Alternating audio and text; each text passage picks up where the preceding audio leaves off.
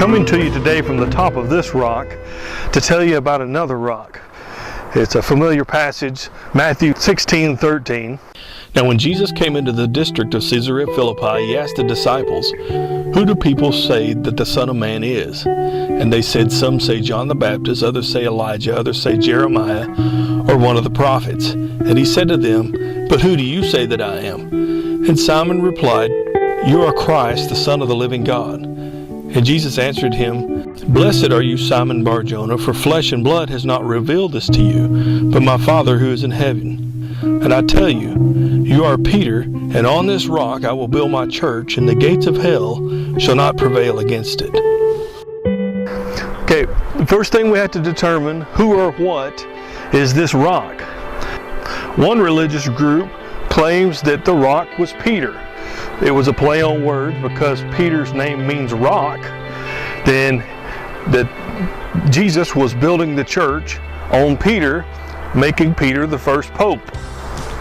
Well, first of all, that don't work out grammatically because Peter is Petros in the Greek, and Greek has, unlike English, the form of the word changes with gender.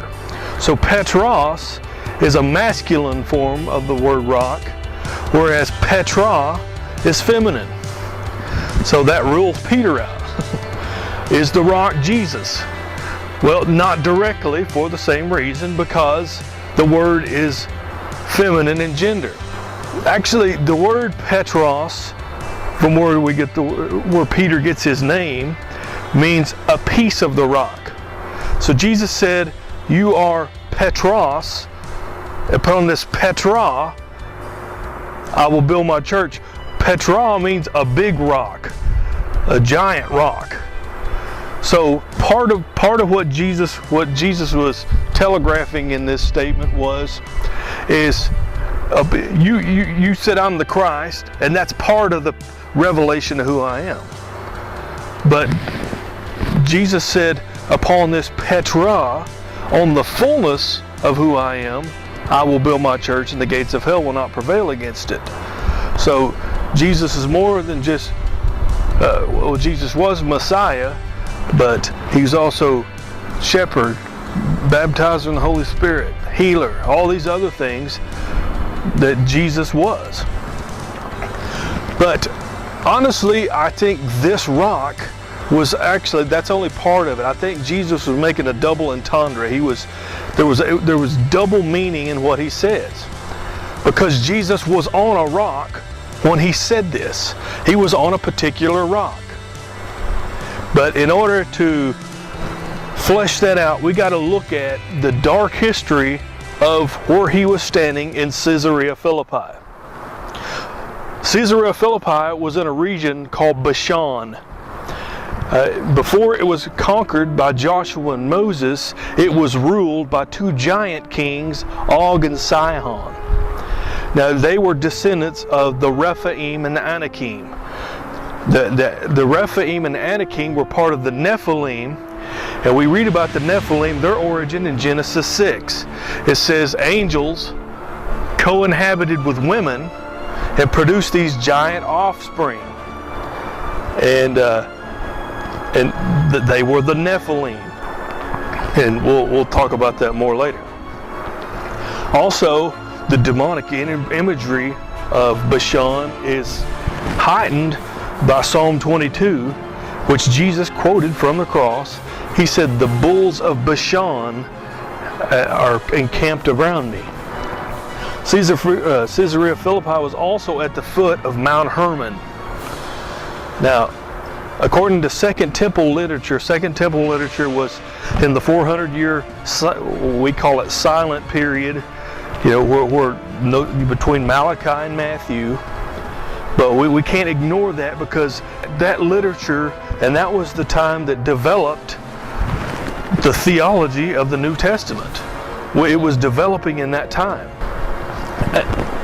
According to Second Temple literature, this was the location of that transgression in Genesis 6 where the angels went into women. Now, if you ask a Second Temple Jew or even an early church Christian the reason for all the woes and all the misery and destruction, they will give you a different reason than the modern Christian will. The modern Christian will say, well, it was because of the fall. Well, the early church and the Second Temple Jewish people would say, yes, it is the fall. That's the first reason. But they will also point to Genesis 6. Genesis 6 that we referenced earlier, where the angels, co-inhabited women. And not only does the Second Temple literature say that happened, but also they said that was when these rebellious angels taught men how to make weapons of war, and taught them witchcraft and all these other demonic things. Now, I believe these things. I believe these things because these things happen closer to the time. These things happen closer to the time than we are. So I think they knew something. They had literature and things that we just recently found and dug up, mainly in the Dead Sea Scrolls. But whether or not you believe this was what was in the head of the Jewish believer when they heard Jesus talk about these things. And then the third thing that they would blame is the incident at Babel. Whenever God scattered the nations. Not only did it scatter the nations, but in Deuteronomy 32 says he withdrew from the nations.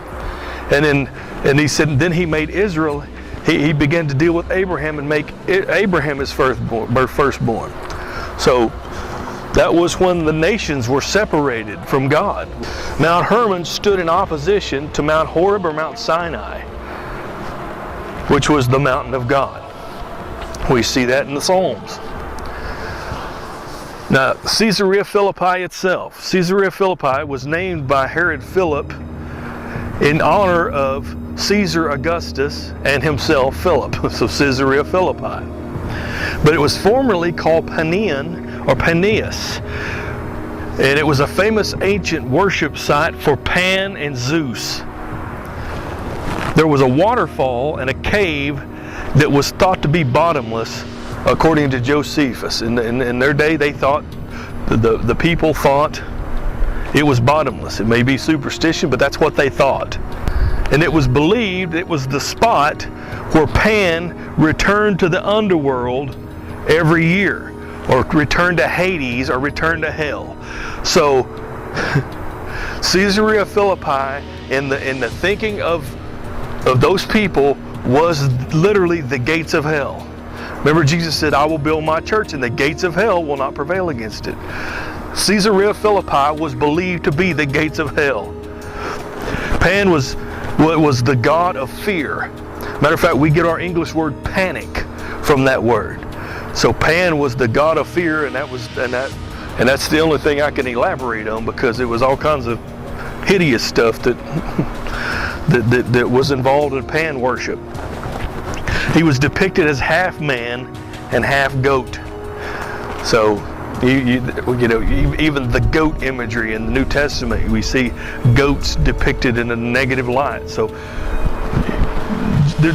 all this forms a big picture.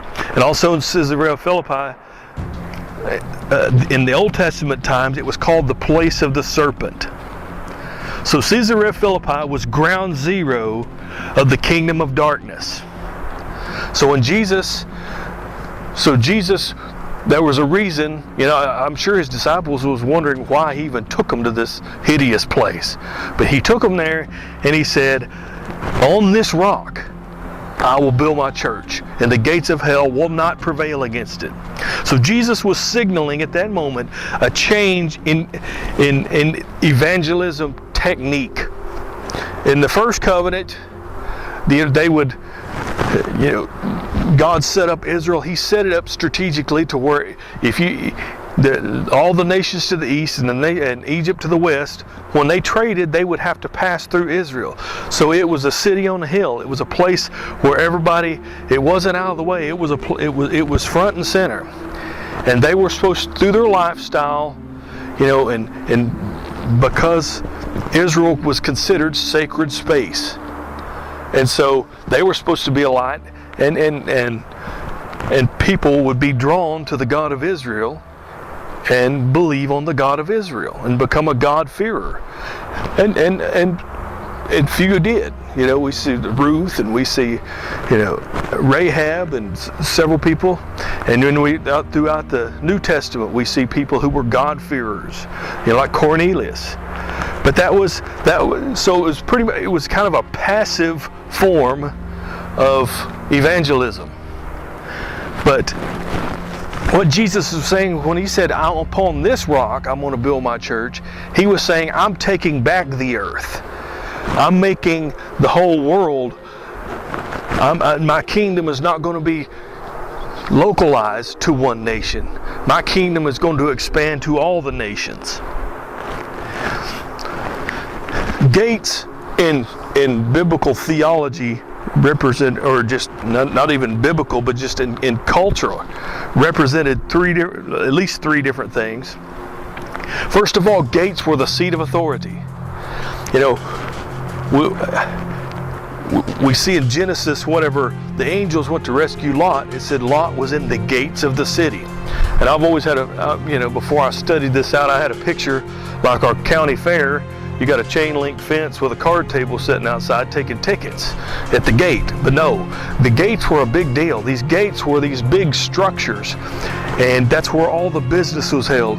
If you had an audience with a king, it would be in the gates. And Jesus is even going to judge in the gates of the city in times.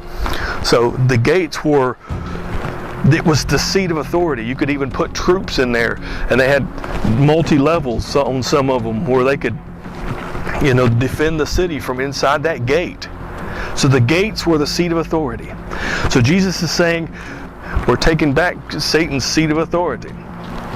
Also, gates represented a worldview, especially in Roman culture, which Caesarea Philippi fell under that category because it was Roman. In Roman culture, they would have statues of the emperor who was worshipped as God. And there was all kinds of symbolism in the gates that communicated a worldview. So Jesus is saying, I'm even taking back the worldview. Also, gates represent a strategic point of entry. We are to dispossess the demonic hordes. And so we should be advancing in every authority structure of the enemy. We should be taking back the arts. We should be taking back sports, economics, government, all of that stuff. We should be advancing on that. But Christians have been content to hide out and just hide out, from the world and not advance on it like Jesus said. Jesus said the gates of hell, the gates are a defensive structure. So Jesus said we are to advance on those authority structures and take over it. Recently a Christian singer was a subject of controversy because she made some unfortunate comments about, is a particular sin sinful according to the Bible, and she kind of waffled on it. And that is unfortunate that she did that. But what's more unfortunate is a lot of Christian people were rooting for her downfall because she had gone on secular talk shows and proclaimed Jesus, sang about Jesus. I mean, the songs were uplifting God. And see, that's more unfortunate that that she was criticized for doing that, when that is our mandate. Our mandate is to take the gospel out there. If it don't work out there, we don't need to brag about it inside our church walls. So, but we should constantly be assaulting every gate of the enemy. Business, sports, politics, the wealth. But we have to be careful that we don't get accustomed and grow accustomed to the platform itself and forget the reason for the platform. The reason for the platform is to be salt and light and to proclaim the gospel. And in the moment we forget the purpose for the platform, I'm concerned that we will lose our platform.